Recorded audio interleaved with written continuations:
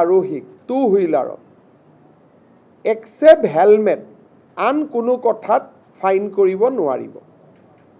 অকল helmet নিপিন্ধিলে fine হ'ব, বাকী আৰু কাগজ নাই পত্ৰ নাই এইবিলাকত যিটো ফাইন কৰে সেই ফাইনটো আৰু এতিয়াৰ পৰা নকৰিব। যদি কাৰোবাৰ কাগজ নাই তেতিয়া তেওঁলোকক নটিচ দিব, তেওঁলোকে কাগজ ঠিক কৰিব, কিন্তু ফাইন নলয় গভৰ্ণমেণ্টে। অটো ৰিক্সা, ৰিক্সা যিকোনো তিনি হুইলাৰ তিনিচকীয়া যুক্ত গাড়ীক 4বাৰকৈ তেওঁলোকে ৰিপিটেড অপৰাধ নকৰালৈকে তেওঁলোকৰ পৰা কোনো ফাইন নোলোৱাৰ সিদ্ধান্ত লৈছে। কেবিনেটে দিয়া ভাল খবৰত উৎফুল্লিত ৰাজ্যৰ হাজাৰ হাজাৰ দুচকীয়া আৰু তিনিচকীয়া বাহনৰ চালকসকল।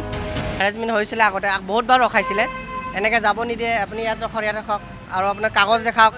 মানুহ থাকিলেও পেচেণ্টাৰ বহি থাকিলেও মোক দেখাব কৈছিলে যে চাওঁ তোৰ লাইচেঞ্চ চাওঁ ই চাওঁ দেখাইছিলে। এতিয়া যে চৰকাৰে যিটো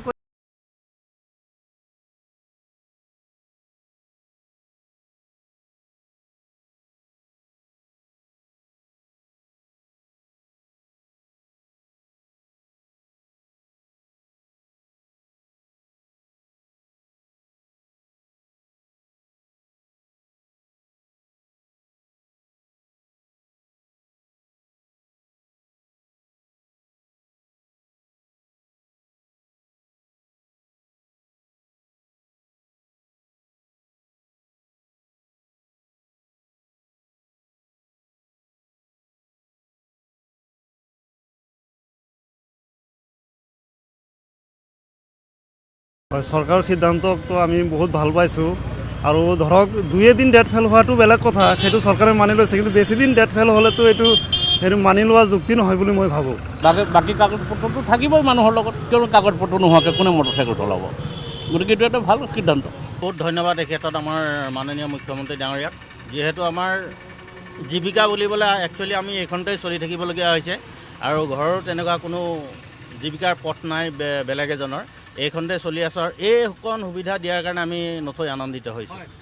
এই অনুভৱত মই মুখ্যমন্ত্ৰী মহোদয়ক ধন্যবাদ জ্ঞাপন কৰিছোঁ যে তেওঁ যিটো সিদ্ধান্ত লৈছে, কাৰণ আমি ল'ৰালৈ কেতিয়াবা অফিচ কাছাৰীলৈ আহোঁতে বা এতিয়া স্কুললৈ ল'ৰা থৈ আহিছোঁ, কেতিয়াবা আমাৰ কাগজ পত্ৰ থাকি আহিব পাৰে, কিন্তু সকলোৰে দায়িত্বৰ কৰ্তব্য যে কাগজ পত্ৰখিনি ৰাখিব লাগে আৰু হেলমেট পৰিধান কৰিব লাগে আৰু মদ খাই গাড়ী চলাব।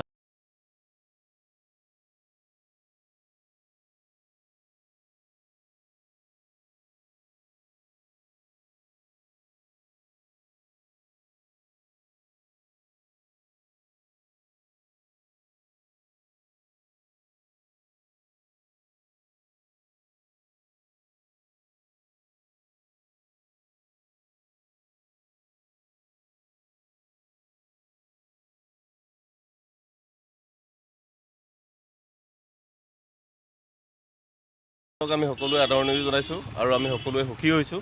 তেওঁ 3বাৰ বা 4বাৰৰ বাবে যি ক্ষমা দান কৰিছে সকলোকে, হেলমেট আৰু সুৰাপায়ীসকলৰ অবিহনে বাকী যি 4বাৰৰ বাবে তেওঁ ক্ষমাদান কৰিছে, যথেষ্ট সময় আমি পাইছোঁ।